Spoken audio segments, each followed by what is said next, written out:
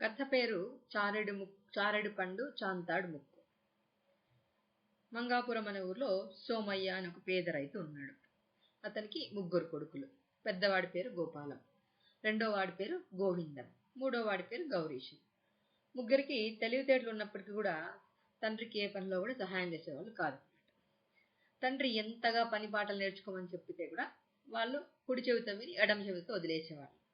చెప్పి విసిగిపోయిన తండ్రి నా కర్మ అనుకుని ఉండిపోయాడు. తన పొలంలో పనిచేసి గింజలు తీసుకుని వచ్చి కొడుకులకి చాలని తిండి పెట్టి 3 కొడుకులు తినగా మిగిలిన తిండి తను తినేవాడు. లేకపోతే కన్న పాపానికి ఎవరిని ఏమీ అనలేక తనే పాపం కడుపులో కాళ్ళు ముడుచుకొని పడుకునేవాడు. దేవుడికి మొర పెట్టుకునేవాడు అనమాట. అలా ఒకసారి రాత్రి పడుకున్నవాడు అలాగే తను చాలించి స్వర్గానికి వెళ్ళిపోయాడు. తెల్లవారుజామున ఎంతకీ తండ్రి లేకపోవడంతో కొడుకులకి ఆకలైంది. ఆకలైన వెంటనే చెద్దన్నం పెడుదులే నాన్న అని తండ్రిని లేపారు. ఆయన ఎంతకీ లేకపోయేసరికి అనుమానం వచ్చి ముక్కు దగ్గర వేలుపెట్టి చూశారు. గాలి ఆడడం లేదు. వెంటనే ఏడుస్తూ తండ్రి మీద పడ్డారు.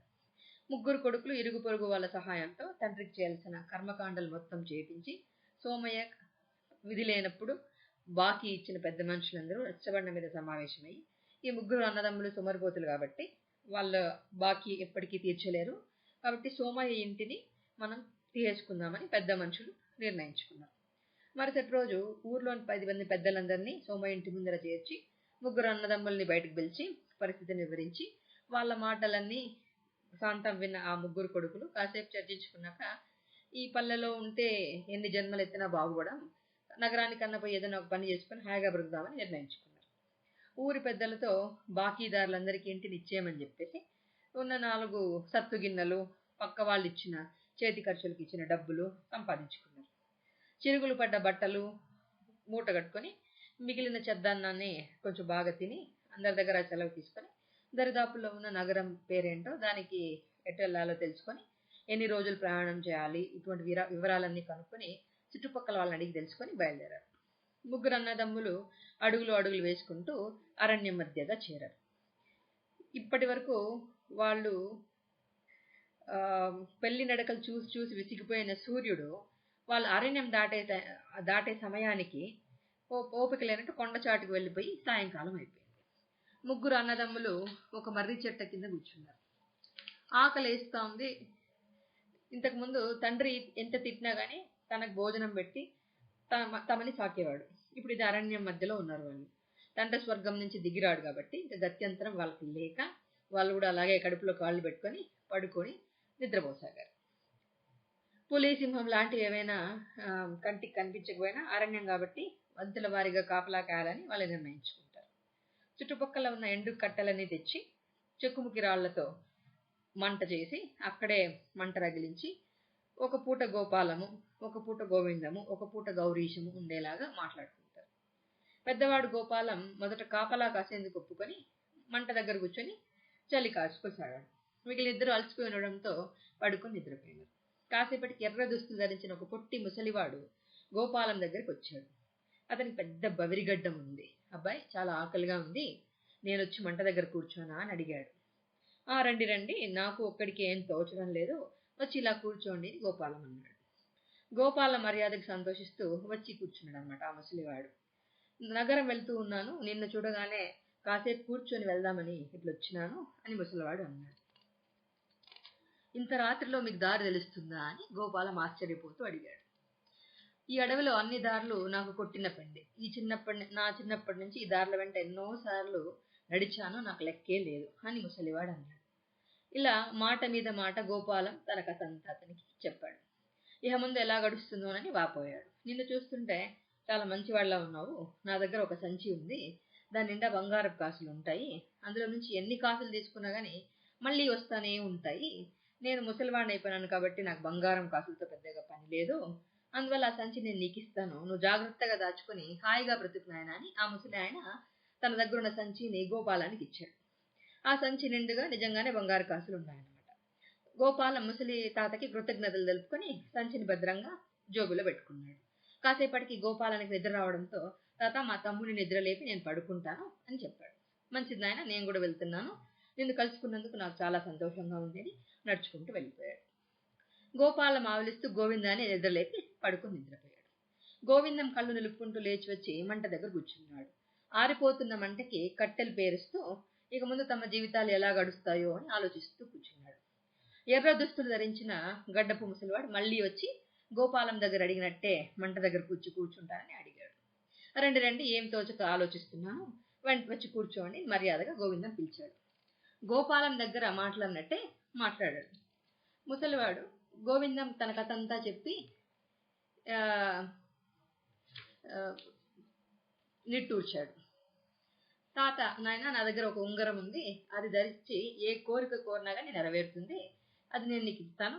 నాకు ఆ వయసు అయిపోయింది, ఇంకా నాకు కోరికలు ఏం లేవు కాబట్టి పరులకు నా చేతనంత సహాయం చేసి పుణ్యం సంపాదించుకొని స్వర్గానికి వెళ్ళిపోవాలని నా ఆశ అని ఆ ముసలాయన తన చేతికున్న వజ్రపు ఉంగరాన్ని ఒకదాన్ని తీసి గోవిందానికి ఇస్తాడు. గోవిందం దాన్ని తన వేలికి పెట్టుకుని ముసలివాడి కృతజ్ఞతలు తెలుపుకుంటాడు. తాత, నాకు నిద్ర వస్తోంది, మా తమ్ముడి నిద్ర లేపి నేను పడుకుంటాను అని గోవిందం చెప్తాడు. అలాగేనైనా నేను కూడా వెళ్తున్నాను అంటూ తాత నడుచుకుంటూ ఎప్పట్లా వెళ్ళిపోతాడు. గోవిందం గౌరీశాన్ని నిద్రలేపి పడుకొని నిద్రపోతాడు. గౌరీశం తండ్రి చనిపోయి తాము ఇలా అడవులు పాలైనందుకు చింతిస్తూ మళ్ళీ నిప్పు దగ్గర కూర్చోన్నాడు. మళ్ళీ ఎర్రదుస్తుల తాత వచ్చి మిగిలిన ఇద్దరితో మాట్లాడినట్టే చలి కాచుకుంటానని అడిగాడు. తాత, వచ్చి కూర్చో, నువ్వు అనుభవం గలవాడివి, ఏ పని చేస్తే జీవితం చింత లేకుండా గడుస్తుందో చెప్తూరా తాత అని వచ్చి కూర్చోమని ఆప్యాయంగా పలకరించినాడు. ఇద్దరు మాట్లాడుకుంటూ చాలాసేపు గడిపారు. తెల్లవారుజామున ముసలివాడు, నాయన, నేను చూస్తుంటే నాకు జాలి వేస్తుంది, నా దగ్గర ఒక బూర ఉంది, దాన్ని ఊదితే సైన్యం చీమల బారు పుట్టలా పుట్టుకొని వచ్చేస్తారు, ఈ వయసులో నాకా సైన్యంతో పని ఏముంది, కాబట్టి నీకు ఆ బూర ఇచ్చేస్తాను, అవసరమైనప్పుడు దీన్ని ఉపయోగించుకొని హాయిగా 10 కాలాల పాటు వచ్చగా బతుకునాయనని దీవించి తనకు ఆ బొడ్లో దోపుకొని ఉన్న బూరా తీసి గౌరీశానికి ఇస్తాడు. గౌరీశం కృతజ్ఞతలు తెలిపి బూరాని భద్రంగా తన బొడ్లో దోపుకుని కృతజ్ఞతలు తెలుపుతాడు. తెల్లవారుబోతుండగా, నాయనా, ఇక నేను వెళ్లాల్సిన సమయం వచ్చింది, నిన్ను కలుసుకునేందుకు నాకు చాలా సంతోషంగా ఉంది అని తాత వెళ్ళిపోతాడు. తాత వెళ్ళిపోయిన వైపే చూస్తున్న గౌరీశం తాత మంచిదాన్ని హృదయపూర్వకంగా అభినందించుకుంటాడు. బూరా ఊది సైన్యంతో తను ఏమి చేస్తే బాగుంటుందో ఆలోచించుకుంటూ ఉన్నాడు. తెల్లవారింది. సూర్యుడు బద్ధకంగా అతన్ని చూస్తూ ఉన్నాడు. గోపాలం, గోవిందం ఇద్దరు లేచి కూర్చున్నారు. వెంటనే గౌరీశం వాళ్ళకు తాత వచ్చి తనకి ఏమిచ్చాడో తను తీసి ఆ బూరా వాళ్ళకు చూపిస్తాడు. మిగిలిద్దరు కూడా తమ తమ అనుభవాలు చెప్పి ఉంగరాన్ని, తోలు సంచిని చూపిస్తారు. సో ముసలివాడు సాధారణ మానవుడిగా లాగా లేరు, ఏ దేవత అయి ఉంటారు, దేవతలు సరదాగా రాత్రుళ్ళు అలా మానవలోకానికి వచ్చి వేరిస్తుంటారని మనం కథల్లో వింటూ ఉంటాం కదా, అలాగే ఈ తాత కూడా మనల్ని ఏదో ఉద్ధరించడానికి ఆ పైలోకం నుంచి విహరిస్తూ వచ్చినట్టు మనకు అనిపించింది. కాబట్టి మనం ఎలా మన పూర్వ అదృష్టం వల్ల మన మానవులతో మాట్లాడితే ఎలా ఉంటుందో చూద్దామని అతను మనల్ని పరిగణించి ఉంటాడు. మన కష్టం విని జాలిపడి ఈ అపూర్వ వస్తువులు మనకిచ్చి ఇక నుంచి హాయిగా బతకమని మనల్ని దీవించి వెళ్ళాడు అని గౌరీశం అంటాడు. తమ కలిసి వచ్చిన అదృష్టానికి వాళ్ళ ముగ్గురు మురిసిపోతూ ప్రయాణం తిరిగి ప్రారంభిస్తారు. అరణ్యం దాటుతారు. వాళ్ళకి పెద్ద మైదానం ఒకటి కనిపిస్తుంది. ఇక్కడ మనం పెద్ద కోట కావాలని ఈ ఉంగరాన్ని కోరుకుందాం అని గోవిందం అంటాడు. ఇక్కడ ఎందుకు, నగరానికి దగ్గరగా ఉంటే అప్పుడప్పుడు నగరానికి వెళ్ళి తేవడానికి సౌకర్యంగా ఉంటుంది కదా అని గోపాలం అంటాడు. సరే అలాగే అని ముగ్గురు ప్రయాణం సాగిస్తారు. మనం ఎంత తెలివి తక్కువ వాళ్ళము, మనం కోరిన వస్తువు వస్తుందని తెలిసి కూడా కాళ్ళు నొప్పులు పుట్టేటట్టు అనవసరంగా నడుస్తున్నాం కదా, పైగా ఆకలితో మనకి నీరసం కూడా వస్తుంది, ఇక్కడ కూర్చొని ఉంగరాన్ని విందు భోజనం కావాలని కోరుకుందామని ఆ తర్వాత కథల్లో చెప్పే పంచకళ్యాణి గుర్రము, రాజులు ధరించే దుస్తులు అవన్నీ కావాలని వాళ్ళు కోరుకుందామని అనుకున్నారు. అలాగని ముగ్గురు ఒకచోట కూర్చున్నారు. గోవిందం విందు భోజనం కావాలని ఉంగరాన్ని కోరుతాడు. చూస్తుండగానే వాళ్ళ ముందర చక్కటి తివాసి ఒకటి పరిచి దానిపైన రకరకాల పదార్థాలు ప్రత్యక్షమవుతాయి. ముగ్గురు ఆవురామని తింటా ఉంటారనమాట. వాళ్ళకి ఇంకా రుచికరమైన వంటలు అన్ని రకాలు ఉంటాయని తెలియదు. బాగా తిని ముగ్గురికి భుక్తాయాసం వచ్చేస్తుంది. రాజులు ధరించే విలువైన వస్తువులు అన్ని ధరించి, దుస్తులు, నగలు అన్ని ధరించి గోపాలం, గోవిందం, గౌరీశం ముగ్గురు విలువైన బట్టలు అని ధరిస్తారనమాట. నగరం వెళ్తే మన ఖర్చులకి ధనం కావాలి కాబట్టి సంచిలో నుంచి కొన్ని బంగారు నాణాలు తీసి జోబిల్లో పెట్టుకుందామని ముగ్గురు ఆ సంచిలో నుంచి కొన్ని బంగారు నాణాలు తీసి, దొంగ అయితే మన దగ్గర కాజేస్తాడు కాబట్టి తను ముగ్గురు కొన్ని జోబిల్లో పాత చొక్కాలో ఉన్న సంచిని అలాగే కొన్ని తీసుకొని కొన్ని కాసులు మాత్రం తన చొక్కా జోబులో పోసుకుంటాడు. తన జేబు నిండే వరకు కాసులు వస్తానే ఉంటాయి, తను తీస్తుంటే వస్తానే ఉంటాయి. అలాగా ముసలివాడు చెప్పినట్టు ఆ సంచి ఎప్పటికప్పుడు కాసులతో నిండిపోతూ ఉంటుందన్నమాట. మిగిలిన ఇద్దరు కూడా తమ క్రొత్త చొక్కాల జేబుల నిండా బంగారు నాణాలు పోసుకుంటారు. 3 పంచకళ్యాణి గుర్రాలు కావాలి అని అవి మమ్మల్ని భద్రంగా తీసుకెళ్ళాలి, ఎందుకంటే మా గుర్రం తోడడం చేత కాదు కాబట్టి ఉంగరంతో గోవిందం అడుగుతాడు. వెంటనే బలమైన తెల్లటి పంచకళ్యాణి గుర్రాలు 3 ప్రత్యక్షమవుతాయి. గోవిందం తన సంచిని భద్రంగా నడుముకి చుట్టుకొని ఆ చొక్కా లోపల తను ఆ సంచిని మూటగట్టి గుర్రంపైకి ఎక్కుతాడు. గౌరీశం తన బూరాన్ని కూడా భద్రంగా బుడ్లో దోపుకుని గుర్రంపైకి ఎక్కుతాడు. గోపాలం కూడా గుర్రం ఎక్కి తర్వాత తన గుర్రాలను అదిలిస్తాడు. అవి ఒక్కసారి వేగంగా బయలుదేరి మెల్లగా కదులుతాయి. గుర్రం ఎక్కడం అదే ప్రథమం కావడంతో కళ్ళాలను గట్టిగా పట్టుకుని కూర్చుంటారు వాళ్ళు. అన్నదమ్ములు ముగ్గురు కోసల నగరం చేరుకుంటారు. పురవీధుల్లో ముగ్గురు పంచకళ్యాణి గుర్రాల మీద రాజదుస్తుల్లో వెళ్తూ ఉంటే జనమంతా ఏ దేశపు రాజకుమారులు దేశాటానికి వస్తున్నారని వాళ్ళని వింతగా చూడసాగారు. అడపాదడపా ఈ మాటలు ముగ్గురికి వినిపించాయి. గర్వంగా ఒకరినొకరు చూసుకుంటారు. జేబుల నిండా బంగారు కాసులు ఉండడంతో ధనికులు దిగే సత్రంలో విడిదికి దిగుతారు. ఖరీదైన భోజనం తింటారు. వినోదాలకు ఇష్టం వచ్చినట్టు కాసులు ఖర్చు చేస్తారు. తృప్తి తీరా నగరపు జీవితం చవి చూస్తారు. ముగ్గురు గుర్రాలెక్కి ప్రయాణిస్తూ నగరపు పొలిమేడలు దాటుతారు. అక్కడ కూడా పెద్ద మైదానం కనిపిస్తుంది. ముగ్గురు తమ తమ అభిప్రాయాలు వెల్లడించారు. చివరికి ఆ మైదానంలో ఒక కోట సృష్టించుకోవడానికి నిర్ణయించుకుంటారు. ఉంగరాన్ని మాకు బ్రహ్మాండమైన కోట, అందులో పరివారము ఈ మైదానంలో మాకు కావాలి అని గోవిందం కోరుతాడు. మరుక్షణంలో బ్రహ్మాండమైన కోట ఆ మైదానంలో కనిపిస్తుంది. దాసి జనం కూడా అందులో ప్రత్యక్షమవుతారు. ముగ్గురు టీవీగా గుర్రాల మీద కోటలోకి వెళ్తారు. హాయిగా ముగ్గురు కాలం గడుపుతూ ఉంటారు. తరచూ బుద్ధి పుట్టినప్పుడల్లా ఆ కోసల నగరానికి వెళ్ళడము, ఆడంబరమైన జీవితం గడపడము ఇలా చేస్తూ ఉంటారు. సో ఆ నగరంలో వీళ్ళని గురించి చాలా మంది ధనికులందరికీ తెలుస్తుంది. అది అలా అలా తెలుస్తూ రాజుగారి వరకు ప్రాప్తుంది. రాజుగారు గూఢచారుల్ని పంపుతారు. వాళ్ళ ముగ్గురు అన్నదమ్ములతో స్నేహం ఏర్పరచుకొని మైదానంలోని కోటగా వచ్చి చూసి వెళ్ళి మహారాజు గారికి చెప్తాడు ఆ గూఢచారు. ఒకరోజు ఉదయం మహారాజు గారు ముగ్గురు అన్నదమ్ముల్ని తన కోటకి ఆహ్వానిస్తూ సేవకులని మైదానంలోకి కోటలోకి పంపుతాడు. మహారాజు లాంటి వాడి తమ నుంచి ఆహ్వానం చూసి మహారాజు దగ్గర నుంచి తమకు ఆహ్వానం వచ్చిందని వాళ్ళ ముగ్గురు ఎంతో ఉబ్బితబ్బిపైపోతారు. మహారాజు గారికి విలువైన కానుకలను ఉంగరాన్ని అడిగి తీసుకుని ఇచ్చేందుకు నిర్ణయించుకుంటారు. ప్రపంచంలో అరుదుగా దొరికే మాణిక్యాలు, మణులు ఉంగరాన్ని అడిగి తీసుకుంటారు. బాగా ముస్తాబై ముగ్గురు ఆ పంచకళ్యాణి గుర్రాలను ఎక్కి మహారాజు గారి దగ్గరికి బయలుదేరుతారు. కోట గుమ్మం దగ్గర నుంచే మహారాజు గారు ముగ్గురు అన్నదమ్ములని ఆహ్వానిస్తారు. ఆయన పేరు సత్యకేతుడు. విందులు వినోదాలు కోటలో మహాజోరుగా సాగుతాయి.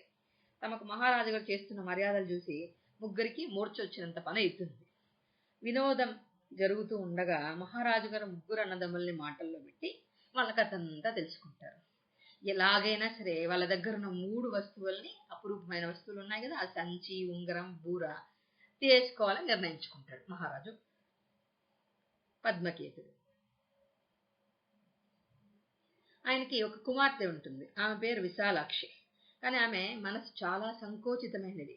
తండ్రి కూతురు ఇద్దరు చెడ్డబుద్ధి కలవాళ్లే. సో పద్మకేతుడు వెంటనే తమ కుమార్తెకు ముగ్గురు అన్నదమ్ముల దగ్గర ఉన్న వస్తువుల గురించి చెప్తాడు. నాన్నగారు ఎలాగైనా ఆ వస్తువులు మనం తీసుకుందాం అని విశాలాక్షి అంటుంది. నిజమే, నేను కూడా అదే అనుకుంటున్నాను. అడిగితే వాళ్ళు ఇవ్వరు కదా, ఉపాయంగా వాళ్ళ దగ్గర నుంచి మనం మంచిగా లాగేసుకోవాలి పద్మకేతుడు ఆలోచిస్తూ ఉంటాడు. వాళ్ళతో నేను కాస్త చనువుగా మసులుకుంటా వస్తువులు తీసుకుంటాను అని ఆమె చెప్తుందన్నమాట విశాలాక్షి. సరే అలాగే కానీలే, కానీ జాగ్రత్తగా మసులుకో, ఈ విషయం బయటకు తెలిసిందంటే మన పరువు పోతుంది అని పద్మకేతుడు అంటాడు అనమాట. కాకుమార్తె విశాలాక్షి ముగ్గురు అన్నదమ్ములతో స్నేహంగా ఉంటుంది. అన్నదమ్ములు తమ తమ పూర్వ వస్తువులు ఎప్పుడు తమ దగ్గరే ఉంచుకుంటారని మాటల్లో తెలుసుకుంటుంది. అన్నదమ్ములకి తమ పూర్వ వస్తువుల గురించి వేరే ఎక్కడైనా దాచి ఉంచితే కర్మకాలి ఎవరైనా తెలివిగా దొంగలిస్తారేమో అన్న భయంతో ఎక్కడికి వెళ్ళినా వాళ్ళు తమ వస్తువులు తమతో తీసుకెళ్లేవాళ్ళు. రాత్రి విందు అనంతరం అన్నదమ్ములు తమ విడిది భవనంలో పడుకునేందుకు వెళ్తారు. పరిచారికి తీసుకొచ్చిన పాలు తాగి వాళ్ళు ముగ్గురు పడుకుంటారు. విశాలాక్షి ఆ పాలలో మత్తు మందు కలిపింటుంది. పరిచారిక ద్వారా పంపించింది. ఆ పాలు తాగిన తర్వాత వాళ్ళు తెలివి తప్పి నిద్రపోతారని తెలుసు కాబట్టి తండ్రిని తీసుకుని విడిది భవనానికి వస్తుంది. ముగ్గురు అన్నదమ్ములు అక్కడ పడుకొని ఉంటారు. ఆ పూర్వస్తులతో సహా మహారాజు ఏం చేస్తాడంటే వాళ్ళని తీసుకొని భటుల్ని పిలిచి ఈ ముగ్గురిని తీసుకెళ్లి అడవిలో పడేసిరండి అని ఆజ్ఞాపిస్తాడు. భటులు వెంటనే ముగ్గురిని భుజాల మీద వేసుకొని భవనం వెలుపలికి వచ్చి గుర్రం పైన వేసుకొని అడవిలో బయలుదేరుతారు. తమ ఘన విజయానికి మహారాజు విశాలాక్షి చిందులు వేసినంత పని చేస్తారు. తమ ఆనందం ఇంకా వర్ణనాతీతం. రాత్రంతా సంచి నుంచి బంగారాలు తీసి ఖజానా నిండుగా నింపేసినారు. ఆశ తీరక చేతుల నొప్పి పుట్టే వరకు సంచి నుంచి బంగారు కాసులు తీస్తానే కూర్చుంటారు అనమాట. భటులు గుర్రాలపై వేగంగా ప్రయాణం చేసి అడవిలు చేరుకుంటారు. ముగ్గురు అన్నదమ్ముల్ని నేలపై పడుకోబెట్టి తిరిగి నగరానికి వెళ్ళిపోతారు. మత్తు వదిలిన తర్వాత ముగ్గురు అన్నదమ్ములు లేచి కూర్చుంటారు. విడిది భవనంలో హంసతూలికా తల్పంపై ఉండాల్సిన తాము అరణ్యంలో నేలపై ఉండడం చూసి ఆశ్చర్యపోతారు. అనుమానం వచ్చి తమ తమ వస్తువుల కోసం చూసుకుంటారు. అవి లేకపోవడం చూసుకొని మహారాజు చేసిన మోసాన్ని వాళ్ళు గ్రహిస్తారు. ముగ్గురు కాసేపు బోరున ఏడ్చుకుంటారు. ఎంత ఏడ్చినా గానీ ప్రయోజనం లేదు. మహారాజు దగ్గర వస్తువులు తిరిగి పొందడం అసంభవం కాబట్టి మన తెలివి తక్కువతనానికి మనమే తిట్టుకోవాలి అని కాళ్ళకి పని చెప్తారు. తిరిగి కోసల నగరం వెళ్లే ఉద్దేశం లేకపోవడంతో ముందుకే నడుచుకుంటూ వెళ్తారు. చీకటి పడింది. ముగ్గురు అడవిలో నడుచుకుంటూ వచ్చి కాళ్ళ నొప్పులు పుట్టడంతో ఓ చెట్టు కింద కూర్చుంటారు. ముగ్గురికి ఆకలి తంచేస్తూ ఉంటుంది. తినేందుకు ఏమీ లేదు కాబట్టి వంతుల వారీగా కాపలా కాసుకొని అలాగే పడుకుందామని నిర్ణయించుకుంటారు. పెద్దవాడిని కాపలా ఉంచి మిగిలిన వాడిద్దరు ఇంతకు ముందులాగే పడుకుంటారు. గోపాలం అలా కట్టులు ప్రోగు చేసి మంట పెట్టి కూర్చుంటాడు. చెట్టు కింద నేరేడు పండు ఒకటి రాలి గోపాలం ముందు పడుతుంది. మంట వెలుగులో అది చూసి గోపాలం నేరేడు పండు తీసుకున్నాడు. అది లడ్డు అంత పెద్దగా ఉంటుంది. నిగనిగలాడుతూ కనిపిస్తూ ఉంటుంది. చూస్తుంటేనే నోరు ఊపేలా ఉంటుందన్నమాట. వెంటనే గోపాలం ఆవురారుమంటూ తినేస్తాడు. తాము ఉన్నది నేరేడు చెట్టు కిందని వాళ్ళు గ్రహించి తలపైకి ఎత్తి చూస్తాడు. చెట్టు కొమ్మలు చాలా ఎత్తులో ఉన్నాయన్నమాట. రాత్రిపూట చెట్టు పైకి ఎక్కడం ప్రమాదమని నేరేడు పండ్ల మీద ఆశ వదులుకుంటాడు. నిద్ర రావడంతో గోవిందాన్ని నిద్రలేపి తను పడుకుంటాడు. గోవిందానికి నిద్ర వచ్చిన తర్వాత గౌరీశాన్ని నిద్రలేపి వెళ్ళి పడుకుంటాడు. గౌరీశం తెల్లవారే వరకు తన అదృష్టం గురించి బాధపడుతూ విధి వక్రించినందుకు చింతిస్తూ కూర్చుంటాడు. సూర్యుడు రావడంతో అడివంతా వెలుగు నిండుతుంది. అన్నలిద్దరిని నిద్రలేపేందుకు లేస్తాడు. గోపాలం వైపు చూసి నిర్ఘాంతపోతాడు. గోపాలం ముక్కు పెద్ద చాంతాడులా పెరిగిపోయి చుట్టుపక్కల చెట్లన్నీ జుట్టుకుని ఉంటుందన్నమాట. వెంటనే కంగారు పడుతూ గోపాలాన్ని నిద్రలేపుతాడు. నిద్ర లేస్తూనే గోపాలం తన ముక్కు చూసుకుని బోర్మని ఏడుస్తాడు. ఈ గొడవకి గోవిందం కూడా లేచి కూర్చుంటాడు. అన్నయ్య, నీ ముక్కు ఊరికే అలా అయి ఉండదు, రాత్రి ఏం జరిగిందో చెప్పు అని గౌరీశం అడుగుతాడు. రాత్రి నేను కూర్చుని ఉండగా నా ముందు పెద్ద నేరేడు పండు చెట్టు నుంచి రాలిపడింది. దాన్ని తిని తర్వాత గోవిందాన్ని నిద్రలేక నేను పడుకున్నాను. అంతకుమించి ఇంకేం తెలియదు అని ఏడుస్తూ చెప్తాడు. అంతా తలెత్తి పైకి చూస్తారు. చెట్టు నిండా పెద్ద పెద్ద నేరేడు పండ్లు ఉదయపు ఎండకి మెరుస్తూ బాగా కనిపిస్తాయి. బహుశా ఆ పండు తినడం వల్ల నీకు ఇలా అయింటుంది. ఇప్పుడలా ఇంత పెద్ద ముక్కుతో నువ్వు అడుగు ముందు కూడా వేయలేవు విచారంగా కూర్చుంటావు. ఈ మాయదారి చెట్టు ఎంత పని చేసింది, దీని కింద కూర్చోవాలన్న భయం అవుతా ఉంది. మనం ఆ ఎదురుగా ఉన్న చెట్టు కింద కూర్చుందామన్నాడు గోవిందం భయంగా ఆ చెట్టు వైపు చూస్తూ. ఎలాగోలా కష్టపడి గోపాలం ముక్కు చెట్ల నుంచి భద్రంగా విడదీసి పెద్ద చుట్ట చుట్టి గోవిందం గౌరీశం పట్టుకుంటే గోపాలం మెల్లగా లేచి ఎదురుగా చెట్టు కింద కూర్చుంటాడు. ముక్కు చుట్టని కింద పెట్టి మిగిలిన ఇద్దరు కూడా కూర్చుంటారు. గౌరీశం చుట్టూ రాలిపోయిన కట్టెలను పోగు చూసి, అన్నలు మనం మన ఊరు నుంచి వచ్చినప్పుడు ఇదే అడవిలో ఇదే మర్రి చెట్టు కింద మనం గడిపాము. అప్పుడు మనము మంట చెప్పిన జొగ్గుల కుప్ప, అప్పుడు మనం మంట చేసిన బొగ్గుల కుప్ప, అక్కడే మనకు తాతయ్య కనిపించిన ప్రదేశము ఇదే అని చూపిస్తాడు. కాబట్టి ఇక్కడే ఉండి రాత్రికి ఆ తాతయ్య ఏమన్నా వస్తాడేమో చూద్దామా అని అడుగుతాడు అనమాట. ఆ మాటలున్న గోపాలానికి కాస్త ధైర్యం వస్తుంది. తమకు దాపరించిన కష్టాలను తలుచుకుంటూ ముగ్గురు అలాగే ఆ రాత్రి అంతా ఆ మర్రి చెట్టు కిందే ఉంటారనమాట. చీకటి పడుతుంది. పాత బొగ్గులు పడి ఉన్న దగ్గరే మళ్ళీ మంట రగిలించి ముగ్గురు తాత వస్తారేమో ఆశతో ఎదురు చూస్తూ కూర్చుంటారు. అర్ధరాత్రి కావడంతో ముగ్గురికి ఆశ నిరాశ కాకుండా తాత ఎప్పట్లా ఎర్ర దుస్తులు ధరించి వస్తారు. ఎలా ఉన్నారు అబ్బాయిలు అని ముగ్గురిని చూసి వాళ్ళ ముగ్గురు దగ్గరికి వచ్చి కూర్చుంటాడు అనమాట. ముగ్గురు తమల్ని మహారాజు ఎలా మోసం చేసింది, అలాగే నేరేడు పండు తింటే ముక్కు ఎలా పెరిగింది వగైరాలన్నీ చెప్తారనమాట. తాత, మాకు నువ్వే దిక్కు, మా అన్నయ్య ముక్కు మామూలుగా చేసి మమ్మల్ని కాపాడు అని ఏడుస్తూ గౌరీశం అడుగుతాడు. మీరు కల్లా కపటం తెలియని వాళ్ళు, తప్పకుండా సహాయం చేస్తానని లేచి లేచి క్రిందికి దాచి ఉన్న మర్రి కొమ్మ నుంచి ఒక మర్రి పండు తీస్తాడు. ఆ గోపాలం ఈ మర్రి పండు తిను, నీ ముక్కు యథాప్రకారం చిన్నదిగా అవుతుంది అని చెప్పి ఆ మర్రి పండు గోపాలానికి ఇస్తాడు. గోపాలం వెంటనే మర్రి పండు తింటాడు. ముక్కు కొంచెం కొంచెంగా తగ్గుతూ వస్తుంది అనమాట. కాసేపటికల్లా గోపాలానికి ముక్కు ఎప్పట్లా అయిపోతుంది. వెంటనే గోపాలం తాత పాదాలకి నమస్కరిస్తాడు. మీరేం విచారించకండి, మీ వస్తువులన్నీ తిరిగి మీ దగ్గరకు వచ్చే ఉపాయం చెప్తాను అని తాత చెప్తారనమాట.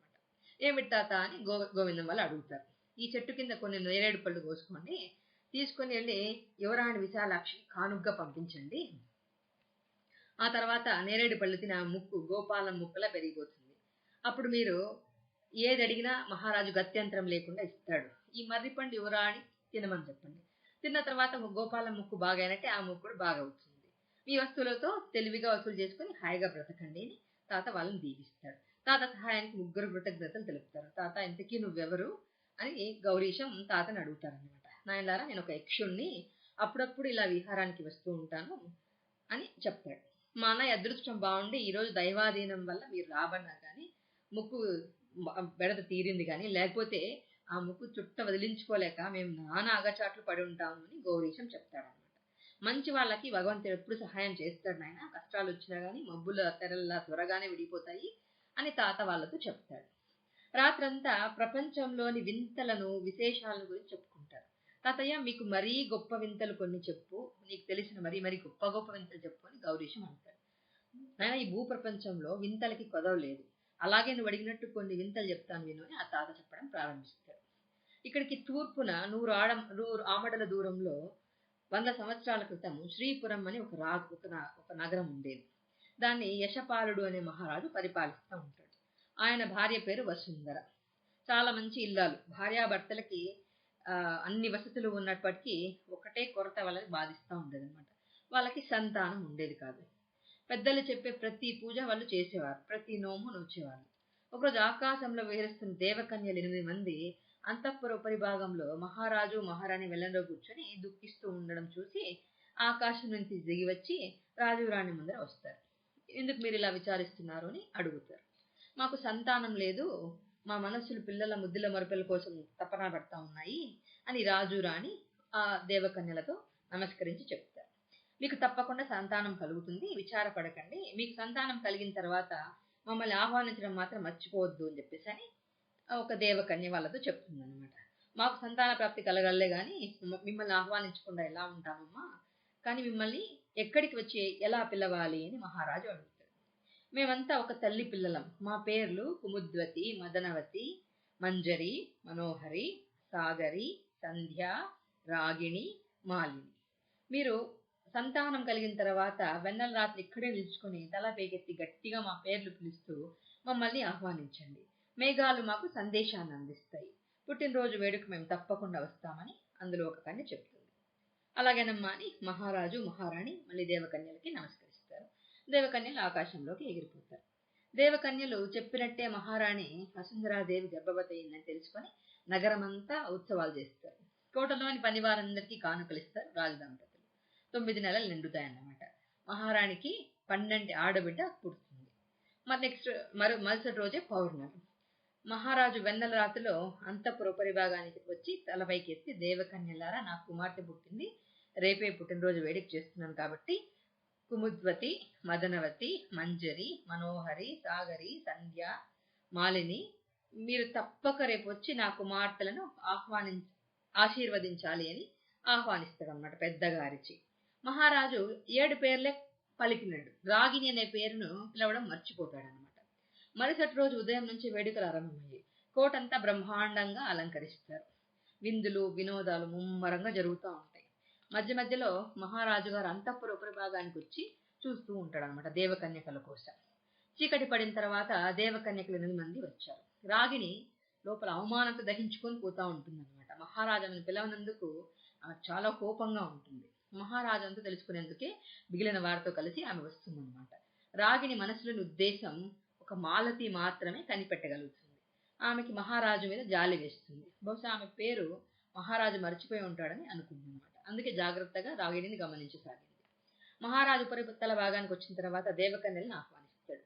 అందరినీ పసిపాప ఉయ్యాల దగ్గర తీసుకుని వచ్చి నిలబెడతాడు అన్నమాట. ఒక్కొక్క దేవకన్య ఉయ్యాల్లోని పాపనెత్తుకొని ఆశీర్వదించసాగాడు. ఈ పాప మానవ లోకానికి అంతటికి అందగత్తి అవుతుంది కుముద్వతి ఆశీర్వదిస్తుంది. ఈ చిన్నారి అద్భుతంగా పాడుతుంది అని మదనవతి ఆశీర్వదిస్తుంది. ఈ పాప నృత్యంలో నెమలిని మించిపోతుంది అని మంజరి ఆశీర్వాదం చేస్తుంది. ఏ వాయిద్యాన్నైనా ఏ పరికరాన్నైనా ఈ పాప చేతులు అవలీలగా వాయిస్తాయని మనోహరి దీవిస్తుంది. ఈ చిన్నారి ఏకసంతాగ్రాహిగా పెరుగుతుంది అని సాగరి ఆశీర్వదిస్తుంది. ఈమె వాక్కు శుద్ధి గలది అని సంధ్య దీవిస్తుంది. సంధ్య తర్వాత ఉయ్యాల ముందు రాబోయిన మాలిని రాగిణి ఇంకా పాపను దీవించలేదన్న విషయం గుర్తొచ్చి పక్కకు తప్పుకుంది. ఒకవేళ రాగిని కోపంతో ఏదైనా శాపం ఇస్తే తర్వాత తను ఆ శాపానికి విరుగుడు ఇవ్వాలని నిర్ణయించుకుంటుంది. మాలిని వెళ్ళి పాపని ఎత్తుకుంటుంది. వీళ్ళందరూ దీవించినవన్నీ నెరవేరుతాయి. కానీ నీ 16వ సంవత్సరంలో నీ కుడి చేతి బొటన వేలు సూది గుచ్చుకుంటుంది. వెంటనే నువ్వు మీ కోటలోని వారంతా చనిపోతారని శాపం పెడుతుంది. అది విని అక్కడ ఉన్న వాళ్ళంతా నిర్ఘాంతపోతారు.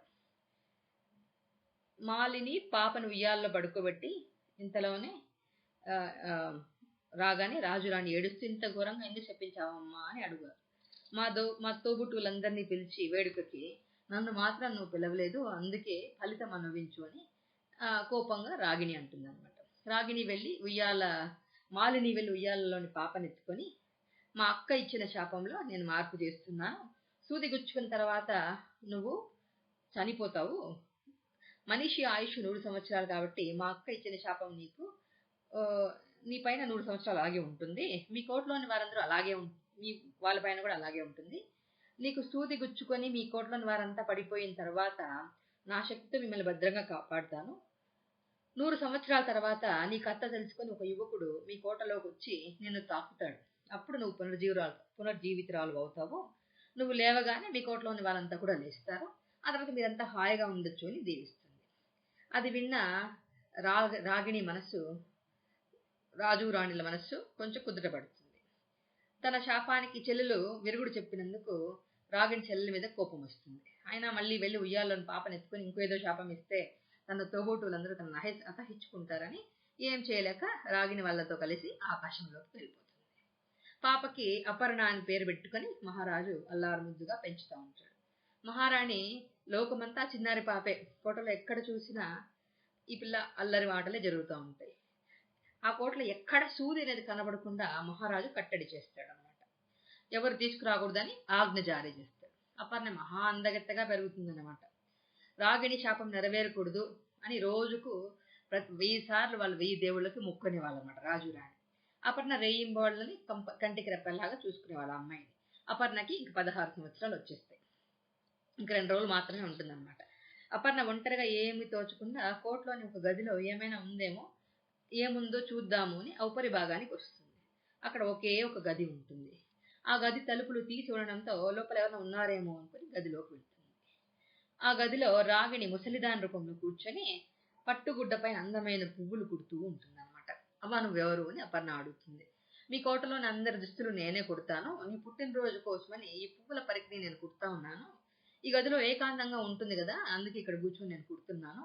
నువ్వెప్పుడు ఈ గదికి రాలేదు కాబట్టి నన్ను చూడలేదు అని రాగిణి అంటుంది అనమాట. కుట్టడం నేను ఎప్పుడు చూడలేదవ్వా, ఈ పువ్వులు చాలా బాగా కుడుతున్నావు అని రాగిణి అని అపర్ణ అంటుంది అనమాట. అయితే నువ్వు కూడా కుట్టి చూడు అని రాగిణి అంటుంది. నేను ఎప్పుడు కుట్టలేదు, నాకు కుట్టడం రాదు కదా అని అపర్ణ అంటుంది అనమాట విచారంగా. లేదు లేదు బాధపడదు, నేను నేర్పిస్తానని రాగిణి తన చేతిలో సూది గుడ్డ అపర్ణ చేతికి ఇస్తుంది అనమాట. అపర్ణ కుట్టే ప్రయత్నం చేస్తున్నప్పుడు ఆ సూది కుడి చేతి బొటన వేలికి తగిలి గుచ్చుకుంటుంది అనమాట. వెంటనే తన శరీరంలో గుచ్చుకున్న వెంటనే రక్తం వచ్చి అలాగే ఆ అమ్మాయి చనిపోతుంది. అట్లా అది జరిగిన తర్వాత ఆమె తృప్తిగా చూసి రాగిణి ఆకాశంలోకి వెళ్ళిపోతుంది. కోటలోని వాళ్ళంతా ఎక్కడి వాళ్ళు అక్కడ సభలో అలాగే సింహాసనం పైన వెనక్కి పడిపోతారు. భటులు గుమ్మాల దగ్గర అలాగే వాలిపోతారు. వంటవాడు పొయ్యి మీద కళాయి ఉంచి నూనె పోసుకుని అలాగే వెనక్కి పడిపోతాడు, నేలకు వాలిపోతాడు. మాలిని రాగిణి చెప్పినట్టుగానే అవన్నీ జరుగుతాయి. అలాగే వాళ్ళ చెల్లెలు మాలిని తను చెప్పినట్టుగానే తన శక్తిని పంపుతుంది అనమాట. ఆ శక్తి ప్రభావంతో కోట చుట్టూ పెద్ద మట్టి దిబ్బ ఒకటి లేస్తుంది. మొత్తం ఆ కోటనంతా కప్పేస్తుంది. కాలక్రమంలో ఆ మట్టి దిబ్బ పైన పిచ్చి పిచ్చి మొక్కలంతా పెరిగి అక్కడ కోట ఉంది అనే విషయాన్ని ప్రజలు మర్చిపోతారు అనమాట. అక్కడ జనం అంతా పరాయి చోట్లకి వలస వెళ్ళిపోతారు. 100 సంవత్సరాల కాలంలో అంతా గడిచిపోతుంది. కథ అంతా అయిపోయింది. రాకుమార్తె అపర్ణ కథ చెప్పేందుకు ఎవ్వరు మిగలలేదు నాయన అని తాత ఆగుతాడు. అయ్యో పాపం అపర్ణ తిరిగి ఎట్లా జీవిస్తుంది అంటే, అందుకే నేను మీకు ఈ కథ చెప్పడము. ఇప్పుడు ముగ్గురికి అపర్ణ కథ తెలిసింది కదా, గౌరీశం నువ్వు వెళ్ళి అపర్ణను పెళ్లి చేసుకుని సుఖంగా ఉండు అని తాత చెప్తాడు. తాత పక్షపాతం చూపక మా అక్కలిద్దరికీ కూడా మా అన్నలిద్దరికీ కూడా ఇలాంటివి ఉపాయాలు చెప్పి వాళ్ళ పెళ్లి కూడా అయ్యేలా దీవించు అని గౌరీశం అంటాడు అనమాట. త్వరపడకయ్యా, మీ అన్నలకు కూడా మరో ఉపాయం చెబుతాను అని తాత చెప్తాడనమాట. చెప్తున్నాను వినండి అని మళ్ళీ ప్రారంభిస్తాడు. సాగర ద్వీపాన్ని సంధ్యానందనుడు అనే మహారాజు పరిపాలిస్తూ ఉంటాడనమాట. సాగర ద్వీపం అంతా కలిసి ఒకే ఒక నగరం. ఆ నగరంలోని ప్రజలందరూ ధనికులు అనమాట. అందరూ అందుకు కారణం ఏమంటే, సాగర ద్వీపం చుట్టూ ఉన్న సముద్రంలో మేలి ముత్యాలు విపరీతంగా లభిస్తూ ఉంటాయి. నగరంలోని ప్రజలందరికీ సముద్రంలోని ముత్యాలను తెచ్చుకునే హక్కు మహారాజు విశాల మనసుతో ప్రసాదిస్తాడనమాట.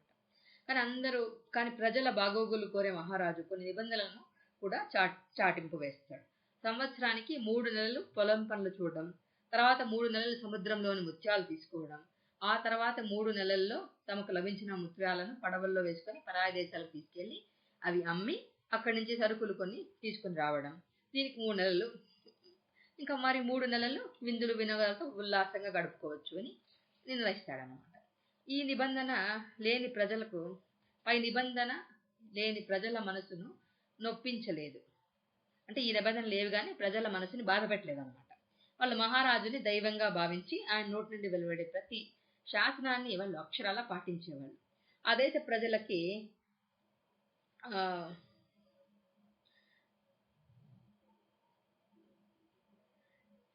దరిద్రపు ఛాయలు కూడా లేకుండా అయిపోతాయన్నమాట. మహారాజైన సంధ్యావందనుడు శాంతిశీలుడు, సద్గుణుడు. ఆయన భార్య నందినీదేవి, వాళ్ళకు ఒక ఆడపిల్ల పుడుతుంది అనమాట. ఆ అమ్మాయి పుట్టినప్పుడు ప్రసవ వేదనతో ఆ మహారాణి చనిపోయి ఉంటుంది. అప్పటి నుంచి సంధ్యానందనుడు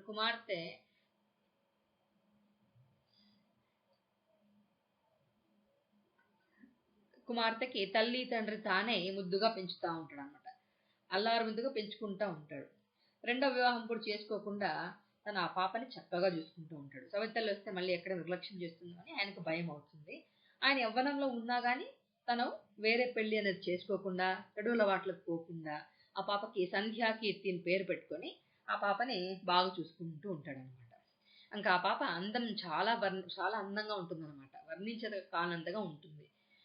దేవకాంతలు కూడా ఆ పాప అందం చూడాలని సరితూగరని పాపను చూసి ప్రతి వాళ్ళు అనుకునేవాళ్ళు అనమాట. సంధ్యాకీర్తి అందచందాలే కాకుండా తెలివిలోను, విలువిద్యలోను, ఈ నృత్య గాన కళల్లో కూడా అద్వితీయమైన నైపుణ్యం కలిగి ఉంటుందన్నమాట. పెరుగుతున్న సాగర ద్వీప ముత్యాల సంపదలాగే సంధ్యాకీర్తి అందాల సంపద కూడా పెరుగుతూ ఉంటుంది. ఆమె యుక్త వయసుకు వస్తుంది. అందరినీ ఆకర్షిస్తూ ఉంటుంది అనమాట. చూపర్లకి కళ్ళు మురిమెట్లు గొలిపేలాగా ఆమె కనిపిస్తూ ఉంటుంది. సంధ్యానందనుడు తన కుమార్తెకు తగిన వరుణ్ణి దొరికి వివాహం చేయాలని నిశ్చయించుకుంటాడు. కానీ వచ్చిన చిక్కల్లా ఏమంటే, సంధ్యానందనుడికి పుత్ర సంతానం లేకపోవడంతో సాగర్ ద్వీపానికి భావి సింహాసనపు వారసులెవరు అని సమస్యతో మహారాజు విపరీతంగా బాధపడుతూ ఉంటాడు. ఆయన తన మంత్రులతో కలిసి విపరీతంగా ఇదే విషయం గురించి ఆలోచిస్తూ ఉంటాడు అనమాట. మహారాజుకేమో వయసు పెరిగిపోతూ ఉంటుంది. అతను పరిపాలించినంత కాలము ఇక ముందు ఇంకా పరిపాలించలేడు. ఏకైక కుమార్తె అయినందువల్ల సంధ్యాకీర్తికి వివాహం చేసి అత్తవారింటికి పంపిస్తే సింహాసనాన్ని అధిష్ఠించే వాళ్ళు ఎవరవుతారు? అలా కాకుండా సంధ్యాకీర్తినే పాలకురాలుగా ఉండాలంటే కొన్ని చిక్కులు ఉన్నాయి. ఎదిగిన ఆడపిల్లకి పెళ్లి చేయకుండా జీవితాంతం ఎలా ఎండు చెట్టులా సింహాసనాన్ని మనం అంట పెట్టుకొని ఉండలేం కదా, అది ధర్మం కాదు. ధర్మాన్ని కూడా పక్కన పెడితే యువరానికి సింహాసనాన్ని అప్పగించి కాపలా కాయమని చెప్పచ్చు. ఆమె ముసలిన తర్వాత ఇక ఆ ప్రశ్న మళ్ళీ అదే తలెత్తుతుంది కదా, ఆమె అనంతరం రాజ్యానికి వారసులు ఎవరుతారు? ఇవన్నీ ప్రశ్నలు అన్నమాట. యువరాణి వివాహం చేసుకునేందుకు మరో యువరాజే కావాలి. సాగర ద్వీపంలో మహారాజు కుటుంబం లేదు. మరో మహారాజు కుటుంబం ఎక్కడుంది? ఇది ఒక్కటే కుటుంబం అనమాట. అక్కడ యువరాజు దొరికే ప్రసక్తి లేదు, ఎందుకంటే అదొక్క ఊరే ఉంది అక్కడ.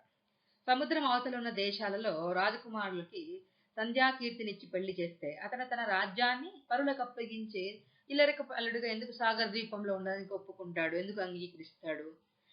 ఈ సామాన్యమైన యువకుడిని సంధ్యాకీర్తికి ఇచ్చి వివాహం చేస్తే తను రాణి భర్తలాగా తను సామాన్యంగా ఉన్నప్పటికీ అసంతృప్తుల ప్రజలు ఏర్పడి రకరకాల పరిణామాలకి దారితీస్తుంది. సో ఎంత ఆలోచించినా సంధ్యాకీర్తి వివాహ సమస్య ఒక కొరకరాని కొయ్యలాగా మిగిలిపోతుంది. సముద్రంలో నుంచి ముత్యాలన్నీ సేకరించి ఇంకా సమయం వస్తుందన్నమాట. రాజ్యాంగపు ఖజానాలో ముత్యాలను నిల్వ చేసే నిమిత్తం మహారాజు గారు తన పరివారంతో సముద్రం దగ్గరికి వస్తారు. అంతకుముందే సముద్రం దగ్గరికి వచ్చిన ప్రజలు ఒక పడవ చుట్టూ గుంపుగా నిలబడి ఉండడం చూసి మహారాజు అక్కడికి వెళ్తాడు. తన పరివారంలోని ఒక భటుడితో ప్రజలలా ఎందుకు గోముకుడు ఉన్నారో కారణం తెలుసుకురమ్మని పంపిస్తాడు. భటుడు బాణంలా వెళ్ళి అక్కడున్న జనాభాలో కొంతమందితో మాట్లాడి తిరిగి బాణంలా వచ్చి మహారాజా గారిని పిలుచుకుంటాడు. పరాయి దేశపు పడవ ఒకటి సొరచేపల తాకిడికి విరిగి ఒడ్డు కొట్టుకొని వచ్చింది మహారాజా. జనులంతా విరిగిపోయి పడవను చూస్తున్నారు. ఆ పడవ బహు విచిత్రంగా ఉంది అని వినయంగా తను సేకరించిన సమాచారాన్ని మహారాజుకు చెప్తాడు. విచిత్ర పడవను చూడాలని కుతూహలంతో మహారాజు కూడా తన పరివారాన్ని వెంట పెట్టుకుని పడవ దగ్గరికి వస్తాడు. మహారాజు గారు రావటం చూసిన ప్రజలందరూ నమస్కారాలు చేసి దూరంగా జరిగి నిల్చుకుంటారు. మహారాజు పడవను చూస్తాడు. నిజంగానే ఆ పడవ బలి విచిత్రంగా ఉంటుందన్నమాట. ఆ పడవంతా బంగారంతో తయారు చేసింది. బంగారంలో అందమైన స్త్రీ రూపాలు మలచబడి ఉన్నాయి. మణి మాణిక్యాలు పొదిగి పచ్చలు వజ్రాల వంటివన్నీ తాపడం చేయబడి ఉన్నాయన్నమాట. ఆ పడవలో చెక్క ఇసుమంత కూడా లేదు. పడవ యొక్క ముందు భాగం కూడా విరిగిపోయి ఉంది. బంగారం పడవ ఎలా విరుగుతుందో రాజుగారికి అర్థం కాలేదు. పడవలో ఒక గది అమర్చబడి ఉంది. ఆ గది ద్వారాలకు ఒక జలతారు వస్త్రం పరదాగా కట్టిందన్నమాట. రాజుగారు పడవలోకి ఎక్కి మొత్తం పరీక్షించుకుంటూ జలతారు పరదా పక్కకి నెట్టి లోపలికి చూస్తారు. గదిలో అపూర్వమైన వస్తు సంపద ఉంటుందన్నమాట. ఆ సంపద మధ్యలో ఒక అద్వితీయమైన అందగత్తె ఉంటుంది. రాజుగారు ఆమె చేయి పట్టుకొని నాడి చూస్తాడు. ఆమె ప్రాణాలతోనే ఉన్నట్టు నిర్ణయించుకొని ఆ మొహంలోని ఆకర్షణ రాజుగారిని ప్రలోభపెడుతుందన్నమాట. ఇంతటి అందగత్తె విధివశాత్తు ఇలా తన రాజ్యంలోకి రావడం తన పూర్వజన్మ అదృష్టంగా రాజు భావిస్తాడు. పరివారాన్ని పిలిచి ఆమెను పడవ నుంచి వెలుపలకు తీసి సపరిచర్యలన్నీ చేయమంటాడు అనమాట. కొంతమంది వెళ్ళి రాజవైద్యుని తీసుకొని వస్తారు. అగామేఘాల పైన సముద్ర పొడ్డుని గుడారం వేసి ఆమెను అవి పడుకోబెట్టి రాజవైద్యుడు ఆమెను పరీక్షించి భయపడవలసిందేం లేదని రాజుగారికి అభయమిస్తాడు. రాజుగారు కోట తిరుగు ప్రయాణం అవుతారు. బంగారు పడవను తీసుకుని రావాల్సిందిగా కొంతమందిని ఆజ్ఞాపిస్తాడు. మూర్ఛలో ఉన్న ఆమెను పల్లకీలో మోసుకొని రావాల్సిందిగా కొంతమందిని పురమాయించి తన అశ్వమెక్కి బయలుదేరుతాడు. మహారాజు గారు పరివారం అంతా కోట చేరారు. బంగారు పడవలో దొరికిన ఆమెను ప్రత్యేక మందిరంలో ఉంచారు. కోటంతా బంగారు పడవను గురించి, అందులో దొరికిన ఆమె అందాన్ని గురించి విచిత్రంగా చెప్పుకుంటూ ఉంటారు అనమాట. ఇంతకాలం సంధ్యాకీర్తి అందానికి పోటీ వాళ్ళ అందగత్తే మరొకటి ఈ భూ ప్రపంచంలో ఉండదనుకునే వారికి ఆ అంగన బంగారు పడవ సుందరి సాగర ద్వీపంలో చేరింది అని మాట్లాడుకోగలరు. మహారాజు గారు బంగారు సుందరికి ప్రక్కనే కూర్చొని వైద్యుడిని ఆమె మూర్ఛ నుండి త్వరగా కోలుకునేలా చేయమని, మంచి వైద్యం చేయమని కంగారు పెడతా ఉంటాడు. కొంతసేపటికి ఆ పడవ సుందరి కళ్ళు తెరుస్తుంది అనమాట. ఆమె చుట్టూ అయోమయంగా చూసి చివరికి తన చూపు రాజుగారిపై నేను ఎక్కడున్నాను అని కోకిల స్వరంతో అడుగుతుంది. కంగారు పడకు సుందరి, నువ్వు సురక్షితంగా సాగర ద్వీప రాజభవన్లో ఉన్నావు అని రాజుగారు చెప్తారు. ఇక్కడ నేను ఎలా వచ్చినాను అని మళ్ళీ అడుగుతుంది. సముద్రపు ఒడ్డుకు కొట్టుకొని రాబడిన బంగారు పడవలో నిన్ను కాపాడి ఇక్కడికి తీసుకుని వచ్చినాము. మహారాజు గారు ఉత్సాహంగా తన గొప్పతనం వెల్లడిస్తుంటారు. బంగారు పడవలో సముద్రపు ఒడ్డున నేనెందుకున్నాను అయోమయంగా ప్రశ్నించింది. మహారాజు గారు తెల్లబోయి ఏం సమాధానం చెప్పలే తెలియక, మీరే రాజ్యం సుందరి అంటే నాకు తెలియదు. ఆమె గుర్తు తెచ్చుకునేందుకు కొంచెం ప్రయత్నం చేసి చివరికి ఆమెకి ఏం గుర్తు రాదని సమాధానం చెప్పకుండా ఉంటుందన్నమాట. ఏం తెలియదా, నీ పేరేమిటి అని ఆశ్చర్యపోతూ అడుగుతారు. తెలియదు అని తక్కివని చెప్పింది. ఆ సమాధానంతో రాజు కొంచెం దెబ్బతిన్న పెట్టలా విలవెల్లాడిపోతూ వైద్యుని వైపు చూస్తాడు. మహారాజా, సముద్ర ప్రయాణంలో జరిగిన ప్రమాదంలో ఆమె తన పూర్వపు వృత్తాంతాన్ని మర్చిపోయినట్టుంది. తను బాగా కోలుకున్న తర్వాత ఆమె పూర్వవృత్తాంతం తిరిగి జ్ఞాపకం రావచ్చు అని నిస్సహాయులైన వైద్యులు ఆమె గురించి చెప్తారు. మహారాజు గారు ఆ సుందరిని కంటికి రెప్పలా కావలి కాస్తూ ఆమె తన సర్వస్వమైనట్టు మెలుగుతూ ఉంటాడు అనమాట. రాజ్యాంగ పనులు కూడా వదిలేస్తూ ఉంటాడు. సో వాళ్ళ ప్రముఖులంతా ఈ విషయాన్ని తెలుసుకుని తెల్లబోతారు. పరాయి స్త్రీ వైపు కన్నెత్తి కూడా చూడండి మహారాజు. ఏకపత్ని వృత్తులుగా పేరు తెచ్చుకున్న మహారాజు ఊరు పేరు తెలియని సుందరి మీద వ్యామోహంతో ఎలా పడిపోయాడబ్బా అని ఎంత ఆలోచించినా ఎవ్వరికి అంతు చిక్కదు. సంధ్యాకీర్తి అప్పుడప్పుడు వచ్చి సుందరిని చూసి వెళ్తూ ఉంటుందన్నమాట. పరవశమైన సంధ్యాకీర్తి మనస్సుకు సుందరిలో విడ్డూరం అనిపించేది ఏది కనిపించలేదన్నమాట. దాసి పరివారం గుసగుసలుగా చెప్పుకుంటుండగా తన తండ్రి సుందరిని ఇష్టపడుతున్నాడని అర్థం చేసుకుంటుంది. అందుకు ఆమె మాత్రం విచారించలేదు, పైపెచ్చి సంతోషిస్తుంది. తండ్రి జీవితం సుఖ సంతోషాలతో వర్ధిల్లాలని ఆమె కాంక్షిస్తుంది అనమాట. సుందరిని తండ్రి వివాహం చేసుకుంటే బాగుండును కూడా అనుకుంటుంది. మహారాజు గారికి సుందరి పంచ ప్రాణాలుగా మారిపోతుంది. ఆమెను వివాహం చేసుకోవాల్సిందిగా పదే పదే కోరుతుంది. ఈ వయసులో పెళ్లికి ఎదిగిన కుమార్తె ఉండగా తన పెళ్లి ప్రసక్తి నలుగురితో చర్చించడానికి ఆయన మనస్సు జంకుతుందన్నమాట. మహారాజు గారు పరిస్థితి సభలోని వాళ్ళందరికీ పూర్తిగా అర్థమైపోతుంది. వారంతా రహస్యంగా సమావేశమై ఎవరికి తోచిన అభిప్రాయం వాళ్ళు వెల్లడిస్తారు. చివరికి అన్ని విధాలు ఆలోచించి మహారాజు గారు ఇప్పుడు వివాహం చేసుకుంటేనే మంచిదన్న విషయానికి ఏకగ్రీవంగా అందరూ వస్తారన్నమాట, నిర్ణయానికి వస్తారు. అందుకు ముఖ్య కారణం సంధ్యాకీర్తి. వయసుకు వచ్చిన ఆడపిల్ల పెళ్లి ఆటంకంగా తయారవ్వడం, కేవలం దేశానికి వేరే వారసుడు లేకపోవడమే. ఇప్పుడు మహారాజు వివాహం చేసుకుంటే భగవంతుడి దయవల్ల పుత్ర సంతాన ప్రాప్తి కలిగితే అన్ని చిక్కులు మబ్బుల్లా విడిపోతాయి. కాబట్టి ఆ తర్వాత పరాయి దేశాలను తిరిగి గుణగణాలతో ప్రసిద్ధి పొందిన అందమైన యువరాజును చూసి సంధ్యాకీర్తికి ఇచ్చి పెళ్లి చేయవచ్చు అని నిర్ణయిస్తారు.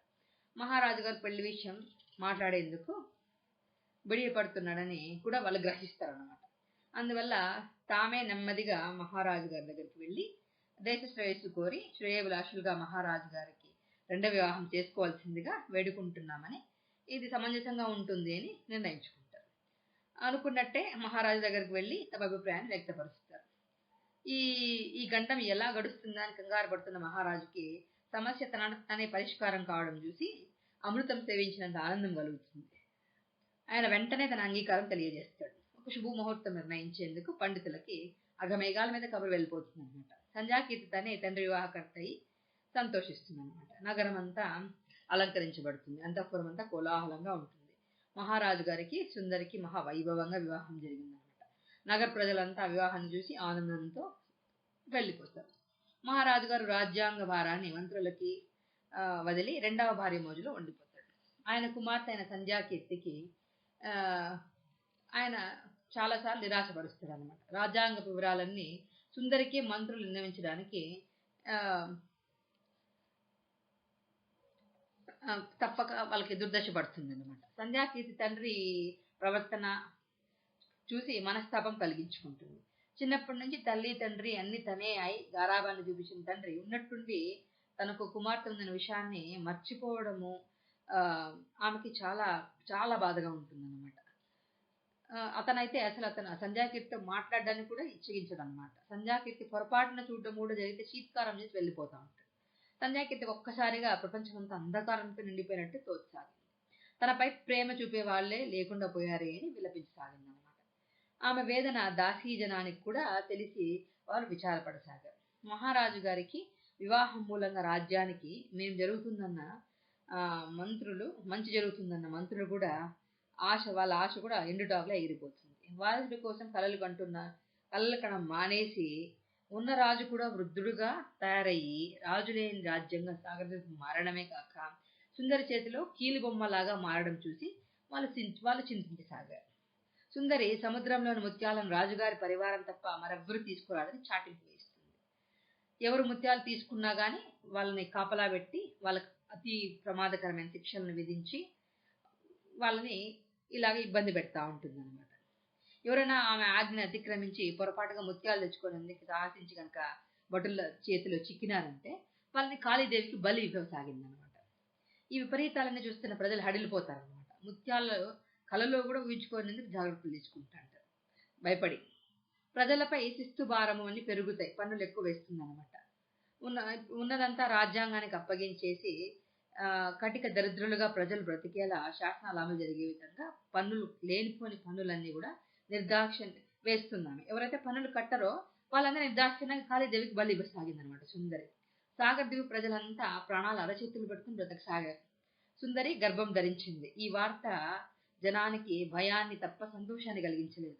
సంధ్యాకీర్తి రాజ్యంలో సుందరి సాగిస్తున్న హింసాకాండని తండ్రికి చెప్పి ఆయన కళ్ళు పై ఉన్న పొరలని తొలగించాలని ఎంతగానో ప్రయత్నిస్తుంది. కానీ పాపం ఆమె ప్రయత్నము ఫలించకపోగా ఇంకా సుందరి కోపానికి గురై చెరసాల పాలవుతుందన్నమాట. మంత్రులు సుందరికి ఎదురు చెబితే ఆమె ఎలాంటి శిక్ష విధిస్తుందో అన్న భయంతో సామధేన భేద దండోపాయాలన్నింటినీ ఆలోచించడం మొదలుపెట్టారు. సుందరికి 9 మాసాలు నిండుతాయి. ఆమె తరచూ కాళికాదేవి ఆలయానికి వెళ్ళి వస్తూ ఉంటుందన్నమాట. పుత్ర సంతాన ప్రాప్తి కొరకే వ్రత దీక్షలు పూనానంటూ దేశంలోని జంతువులని వరుసపెట్టి బలివ్వసాగింది. ఇదేమని అడిగే అధికారం ఎవరికీ లేదు. కాళీదేవి ఆలయంలో పారుతున్న రక్తపు వరద చూస్తూ విలవెల్లాడిపోసాగారు. ఒకనాటి ఉదయాన సుందరి 12 మగపిల్లవాడిని ప్రసవించింది. మహారాజు గారు ఆ ముద్దుల కుమారుని చూసుకుని తెగ మురిసిపోతారన్నమాట. పిల్లవాడి అందచందాలు చూసి అంతా అబ్బురపడతారు. ఆ రోజు రాత్రి అమావాస్య. కాళీ ఆలయంలో పూజ చేయాలంటూ కుమారుడిని తీసుకుని బయలుదేరుతుంది సుందరి. చెరసాల్లో ఉన్న సంధ్యాకీర్తిని కూడా కాళీ ఆలయ స్తంభానికి తలతో కట్టి భటులందరినీ వెలుపలికి వెళ్ళిపోతుందని ఆజ్ఞాపిస్తుంది. సందేహంగా సుందరి వైపు చూస్తూ వెళ్తున్న భటులకు నాకు కుమార్తె లాంటిదైన సంధ్యాకీర్తికి నా కుమారుడికి సకల ఐశ్వర్యాలు ప్రసాదించమని కాళీమాతను పూజిస్తాను. వాళ్ళిద్దరూ నా 2 కళ్ళ లాంటి వాళ్ళు, వారి బాగోగులు చూడవలసిన దాన్ని నేనే కదా అంటూ వివరిస్తుంది. భటులు మరేమీ మాట్లాడలేకుండా వెళ్ళిపోతారన్నమాట. మహారాజు గారు విధి ప్రేరణ చే తన కుమారుడిని తీసుకొని అలాగ కాళీ ఆలయానికి వెళ్ళిందని, కాబట్టి తను కూడా వెళ్ళి తన కుమారుడి శ్రేయస్సు కొరకు కాళీదేవిని ప్రార్థిస్తే బాగుంటుందని అనుకుని లేచి తను కూడా కాళీ ఆలయానికి బయలుదేరతాడు. వెలుపల ఉన్న భటులు మహారాజును చూసి నమస్కరించి ఆయనకి లోపల వెళ్లేందుకు తలుపులు తెరుస్తారు. మహారాజు గారు కాళీ సన్నిధికి రాగానే భయంతో గజగజలాడిపోతాడు అనమాట. అతనికి సుందరి భయంకరమైన మంత్రగత్తగా మారిపోయి ఉంటుంది అనమాట. ఆమె చేతిలో తడతడలాడే ఓ పొడవైన కత్తి ఉంటుంది. రెప్పపాటు కాలంలో తన కత్తితో కుమారుని 2గా ఖండించేసింది. మహారాజు గారు ఆగ్రహావేశాలతో తోసి ఆగు, ఎంత చండాలదాను నువ్వు అంటూ అరుచుకుంటూ ముందరికెళ్తాడనమాట. సుందరి రాజకుమార్తెను కూడా కత్తితో ఖండించేందుకు ప్రయత్నించింది. మహారాజు వెళ్ళి ఆమె చేయి బలంగా పట్టుకున్నారు. ఆయన కాలు తగిలి రక్తపు కుండ దొర్లి హోమగుండంలో పడి అగ్ని ఆరిపోయింది. అది చూసి సుందరి కోపంతో నా నా వ్రత భంగానికి కారకుడు నువ్వు అయినావు కాబట్టి కాళ్ళు చేతులు శిలలుగా మారిపోయి జీవశ్చమల బ్రతుకు, నీ ప్రజలంతా కూడా నీరు లేని కొలంలో విలవల్లాడే చేపలుగా పడి ఉంటారని వెంటనే చెప్పించేస్తుంది అనమాట. వెంటనే మహారాజు కాళ్ళు చేతులు శిలలుగా మారిపోవడంతో ఉన్న చోటనే అలాగే ఉండిపోతాడు. రాకుమార్తె చేపగా మారి ఎగిరిపడుతూ నీటిలోకి వెళ్ళిపోతుంది. ప్రజలంతా చేపలుగా మారి ఊరి మధ్య ఎండిపోయి ఉన్న కొలంలో చేరారు. ఇష్టసిద్ధి వరం కాళీదేవి మంచి పొందలేకపోయినందుకు ఈ సుందరి విచారించసాగింది. సుందరి చేపట్టిన భయంకర వ్రతదీక్ష ఆగిపోయింది కాబట్టి ఆమె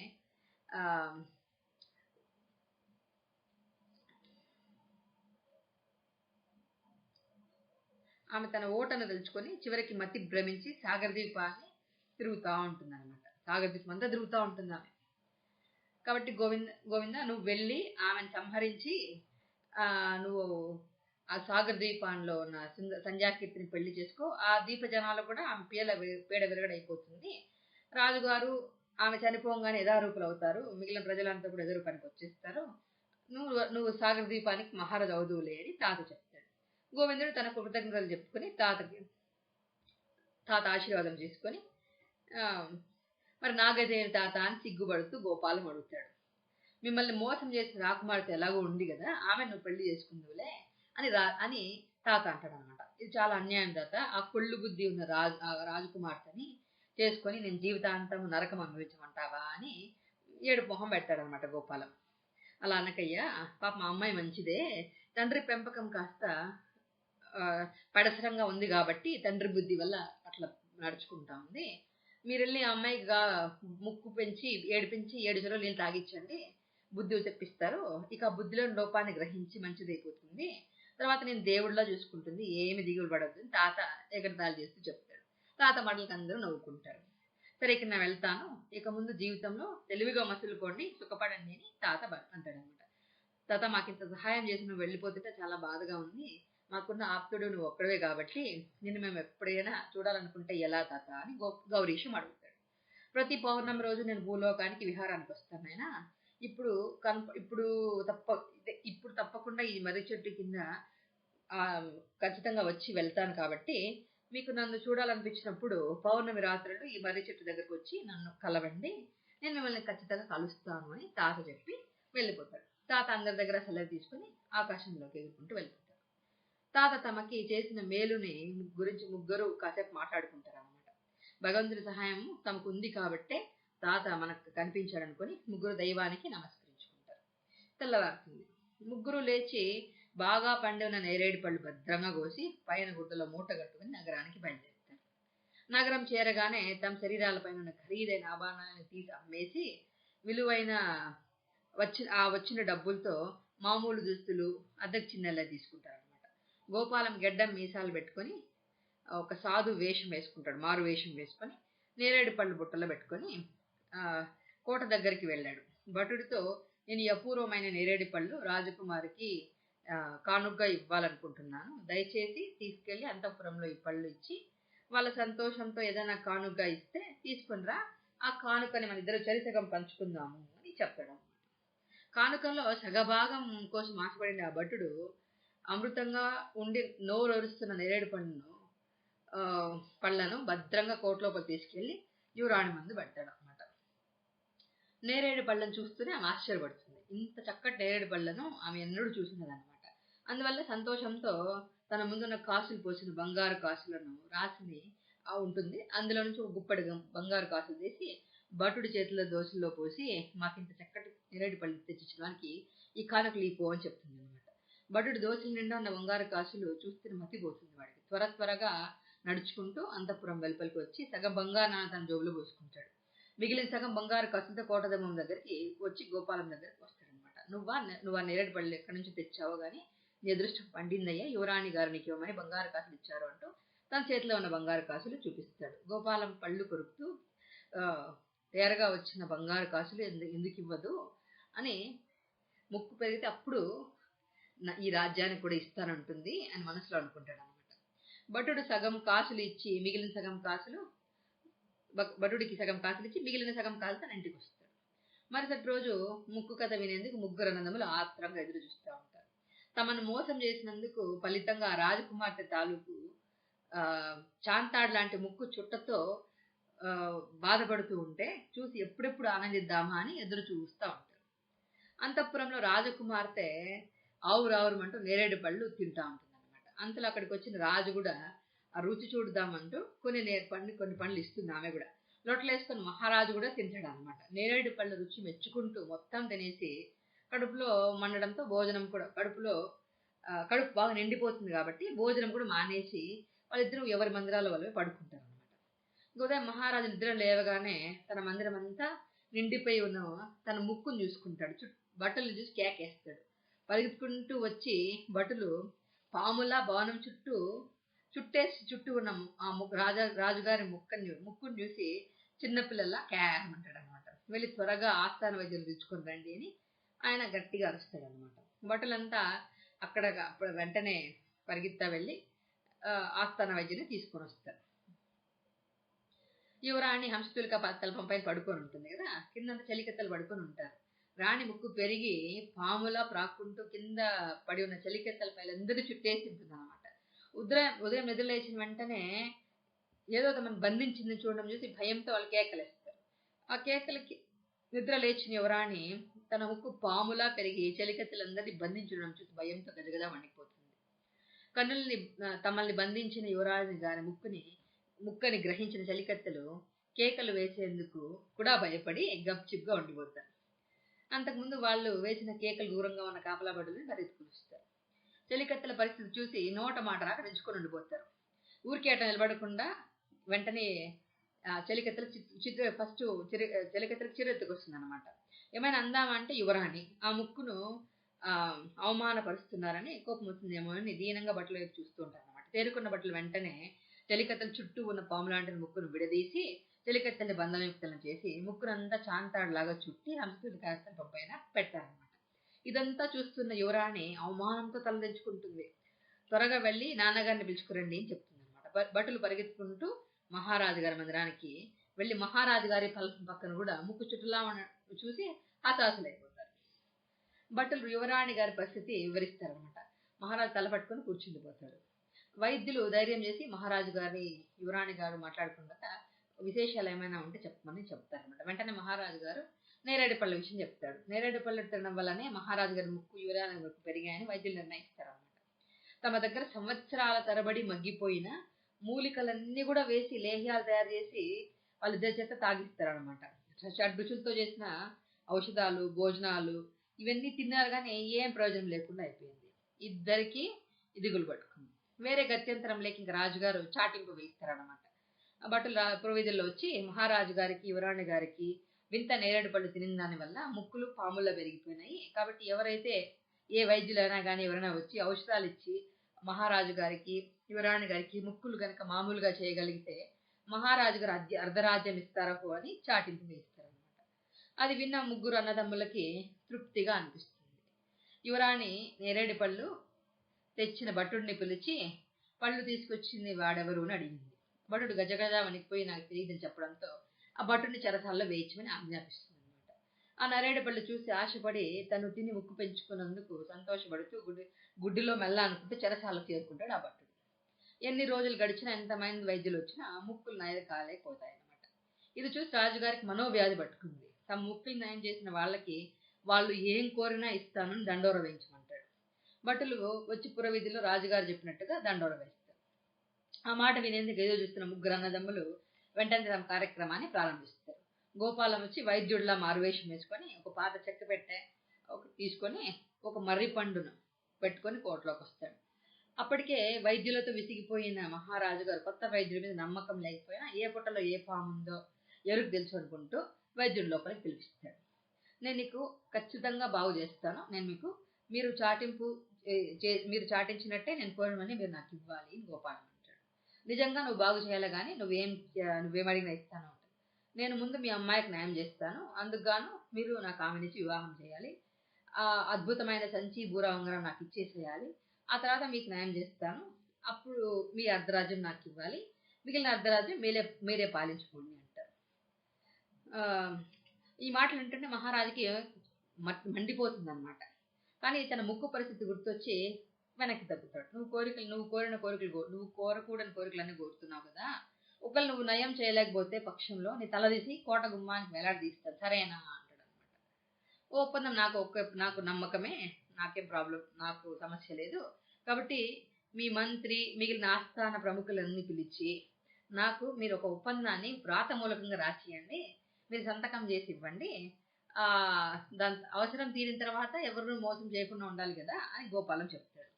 రాజుకి కోపం తారాస్థాయికి అందుకునేస్తుంది. అయినా గత్యంతరం వినదనమాట.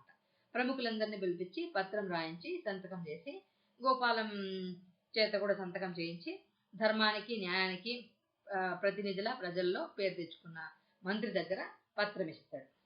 మహామంత్రితో కలిసి యువరాణి మందిరానికి గోపాలం వస్తాడు. మహామంత్రి గారు యువరాణికి పరిస్థితి అంతా వివరించి పత్రం చదివి వినిపిస్తారు. యువరాణి అదంతా విని అగ్గిబరాటంలా గయ్యమంటుంది అనమాట. ధైర్యం అంటే నన్నే పెళ్లి చేసుకొని ఉంటావా, ఇప్పుడు భటుల చేత నిన్ను ముక్కలుగా నరికేపిస్తాను అంటుంది.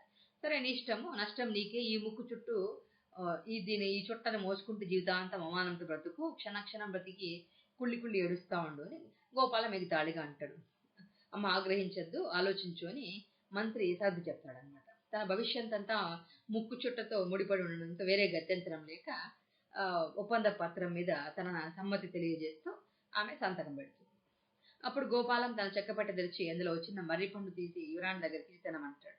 మణుగులు ఔషధాలు ఇచ్చినా మింగమంటాడు అనుకున్న యువరాణి మర్రి పండును చూస్తేనే అయోమయంగా అనిపిస్తుంది అనమాట. వెంటనే ఆ పండును తీసుకుని తింటుంది. కాసేపటికి ముక్కు చుట్ట తరగడం ప్రారంభిస్తుంది. అది చూసిన యువరాణికి పునర్జన్మ పొందినంత ఆనందం కలుగుతుంది. కాసేపట్లో ముక్కు అంతా మామూలుగా అయిపోతుంది. బూర, సంచి, ఉంగరము గోపాలం చేతికి వచ్చేస్తాయి. బ్రాహ్మణుడు వచ్చి యువరాణికి గోపాలానికి పెళ్లి చేస్తాడు. గోపాలం మరో మర్రిపండును మహారాజుకి ఇస్తామంటాడు అనమాట. మర్రిపండు విలువ తెలుసుకున్న మహారాజు అమృతం తీసుకుంటున్నట్టు ఆనందంగా పండు తీసుకొని తింటాడు. కాసేపట్లో ఆయన కూడా మామూలుగా అయిపోతుంది. ఆయన మా పాలేటి దేవుడిలా వచ్చి కాపాడినావు, నువ్వు కోరుకున్న కోరికలన్నీ సమంజసమైనవే అని ఇప్పుడు భావిస్తున్నాను. రేపు నీకు అర్ధరాజ్యానికి కాక నా పూర్తి రాజ్యానికే పట్టాభిషిక్తులు చేస్తున్నాను అని మహారాజు అంటాడు. మరుసటి రోజు ఉదయం నుంచి మంచి ముహూర్తంలో గోపాలానికి మహారాజు గారు పట్టాభిషేకం చేసి సింహాసనం కిరీటం అప్పగించేస్తారు.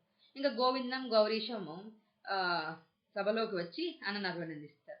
మహారాజు గారు ముగ్గురు అన్నదమ్ముల్ని గుర్తించి కాస్త కోపం వచ్చినప్పటికీ వాళ్ళ ముగ్గురిని మోసం చేసినందుకు కదా తను అనుభవించింది అని గుర్తు తెచ్చుకొని మళ్ళీ వాళ్ళని ఏమైనా అంటే తల మునిగేంత అపాయానికి గురి కావడం ఇష్టం లేక తన కోపాన్ని అలాగే అణుచుకుని మౌనంగా ఉండిపోతాడు.